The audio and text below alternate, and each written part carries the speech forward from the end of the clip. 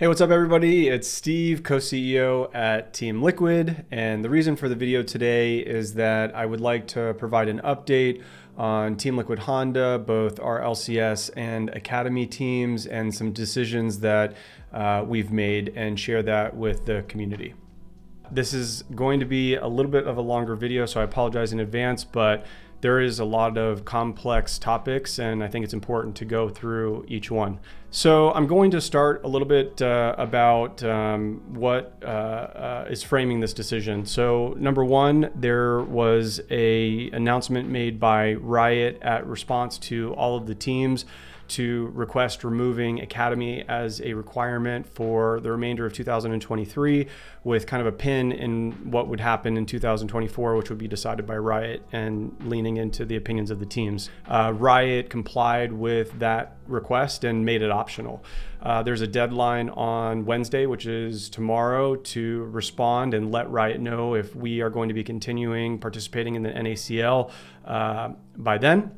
And so over the past couple weeks, we have been undergoing a process internally in order to evaluate the pros, cons, and effects associated with participating in Academy, continuing to participate into Academy, and what that means for Team Liquid and our players. I want to first start off by talking a little bit about kind of our credibility with our opinion before we get into it. We have been participants in the Academy program for the last decade, going all the way back to Team Curse Academy, Team LOL Pro, Team Curse EU, Team Curse Australia, and then Team Liquid Academy. We have been supporting the Academy system for a very long time. We've been hosting Academy tournaments, amateur tournaments to go into LCS. We're one of a few organizations that fielded an Academy team. They competed well enough at the time of promotion relegation where I actually sold that spot to Gravity at the time. So we've been supporters, we've been participants. There's probably been over 100 players that have went through one of the Team Curse or Team Liquid Academy teams and went on to compete in LCS at some point. And then probably even more that didn't make it to LCS but still participated in our Academy system. In addition to that, I've been personally really involved in Academy, participating in scouting grounds. We as an organization have participated almost every time, and that's been an optional program that's been released by Riot. So in addition to that, we also provide very similar support structure to our Academy teams that we do our LCS teams, meaning that they train out of the Alienware training facility. They get access to chef and scrim rooms and housing and the whole 9 yards. So in terms of having an opinion on this, we have a right to have an opinion, is our perspective. Our decision for the Academy program, we are going to be continuing participating in the NACL for the remainder of this year. Why are we deciding to do this?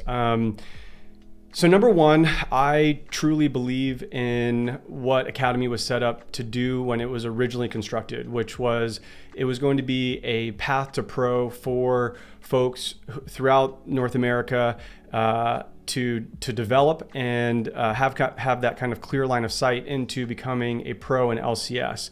And from my perspective, protecting that path to pro is of paramount importance, and we can never give up on that, because it will lead to a lack of developing talent in our region moving forward, and so we have to protect that. That being said, what once was Academy, when 100% of all the players that were participating in Academy were rookie players and wanting to play, that has changed over the years. And that's just natural, because it was the start of the LCS and everybody that was in Academy was trying to get into LCS. It was the first year of Academy. But over the years, the Academy system has changed from a percentage mix of players that are ex-pros, that are playing in Academy, and then also rookies that are in Academy. And furthermore, we are of the opinion that Academy is not the best clear line of sight path to pro. And I'll get into why I feel that way. Number one of the statistics that we wanted to look at was the effectiveness of the academy program and actually how many pros graduated into LCS after having their first year come from academy, meaning that they weren't an import or they didn't come from solo queue directly into LCS, that academy was basically their path into LCS. And so when we ran the statistics, it was approximately 17% for this year and 13% for last year. Those percentages, honestly, from my perspective, are pretty low with the level of investment when you aggregate the total cost for all of the teams, plus question mark on however much Riot contributes financially to the academy system, that it should be a higher percentage. In addition to that, I believe that the path to pro is not clear like it once was for academy, meaning that I believe a lot of pros that make it into LCS or even make it into academy are doing so based on relationships or who they know. What general managers do you know? Are you connected with a pro? Are you friends with a pro? Is a pro recommending you? And I believe that that's not the right system. The right system should be that whatever the attributes or the quantifiable metrics associated with why you as a player should be playing in LCS are yet to be defined. Like, they should be highlighted in some sort of system to know that, yes, you have a high cognitive score function, or you have a high intelligence score, or you have excellent marks when it comes to communication and teamwork, you have excellent champion diversity, your ability to learn new champions is at this rate. These sorts of things are what makes the difference between being a rookie that is kind of ready for LCS versus not. And at least from Team Liquid's perspective, and in speaking to some other general managers of other teams, the weight that is given to the performance of players in academy isn't moving the needle on why a team picks up a player. It is more behind the scenes stuff that ends up happening from an assessment perspective on why a player is right for an LCS team. And hence why there are some problems associated with academy in the system that it is in 2023 and probably what it would be in 2024. In addition to this, I think it's important to talk a little bit about costs and how much is being spent. We'll be super transparent. This year, we will spend approximately $675,000 in total on all of academy. That includes our players and housing and food and travel, visa, immigration costs, if there are any. And so when you take that number, and I don't have visibility on exactly how much is being spent, we get an aggregate report for all of the teams, but that doesn't include housing and some of and food and travel and some of those other things. But my guess is that across the board, it's probably somewhere between like 5 and 7 million that all the teams collectively are spending in academy, not even accounting for the costs that Riot are making for academy. And so when you take that total number and you compare it to the total spend of what is being spent by teams for LCS and academy, the percentage of that, from my perspective, the cost doesn't justify the value that's being output by the system, which means that we should be getting a higher percentage of players that are graduating from academy into LCS. We should be seeing more clear line of sight of pros that are on the North American server that say, hey, I know for a fact that all I have to do is go to this, get into academy, and then get into LCS. But that is not clear.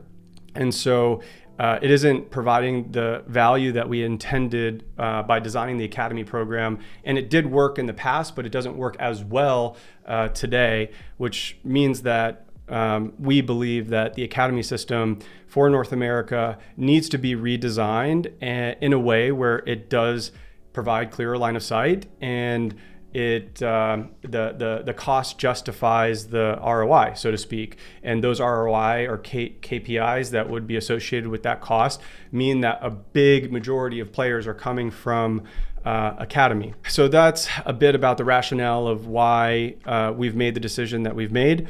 So that gets me a little bit into not just describing problems, but also solutions. Now, Team Liquid in of itself is not in control of the decision on what happens with Academy moving forward, but some of the ideas that have been thrown around to date, some of them are LCS teams supporting collegiate teams almost as affiliate teams and feeder teams into the LCS teams, where there's a almost like a financial subsidy that's being provided by Team Liquid to respective college or colleges, and then those players that are playing at the collegiate level then can go into LCS programs, and we provide that financial assistance. So that's one. There's been another about having players play remotely rather than play in California because of the costs associated with housing and cost of living adjustments associated with California in comparison to other regions.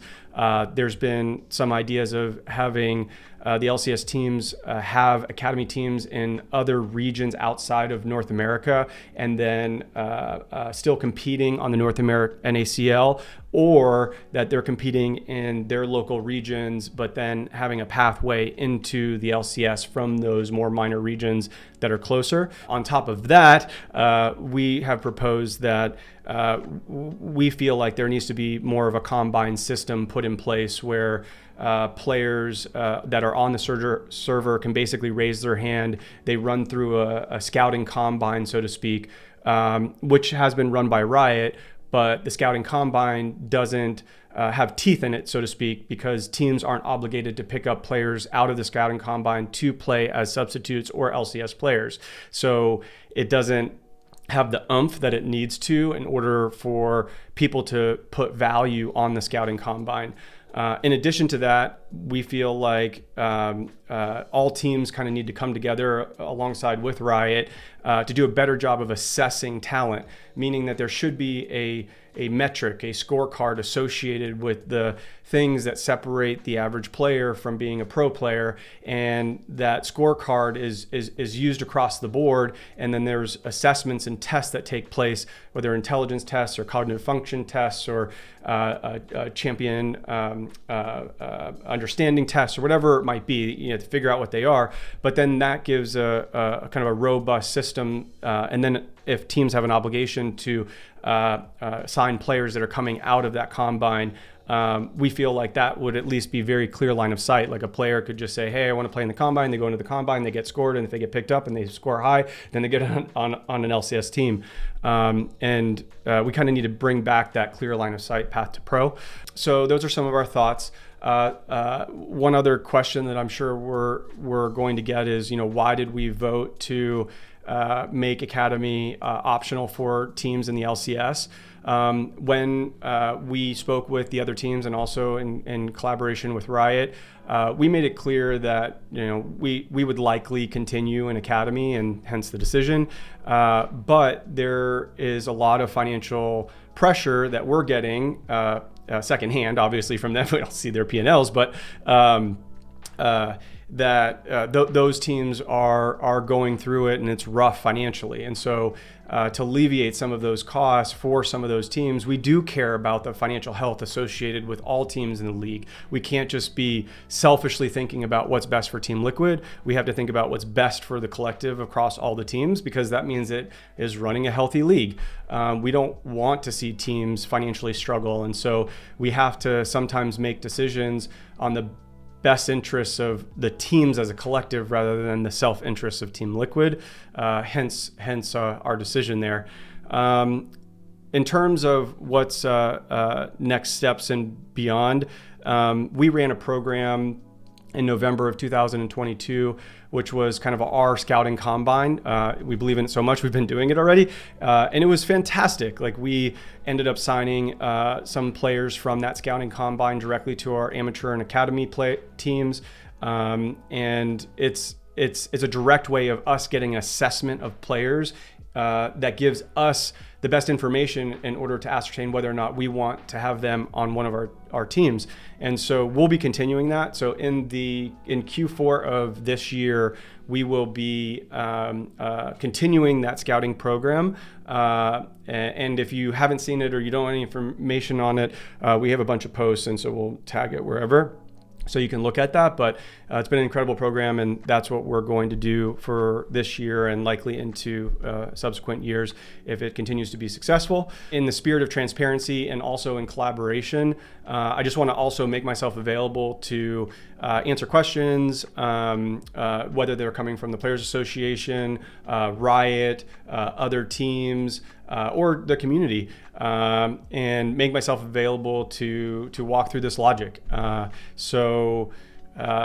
Yeah, just feel free to hit me up, DM me or whatever, and I'm happy to have those conversations and even have change of heart of opinion on what's best for the league. And I think that's important because it benefits all stakeholders in this industry, including fans.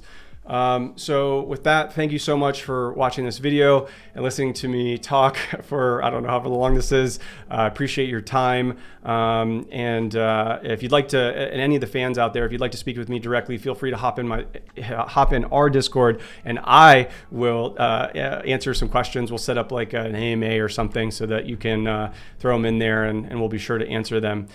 So thank you so much, and let's go Liquid. Bye.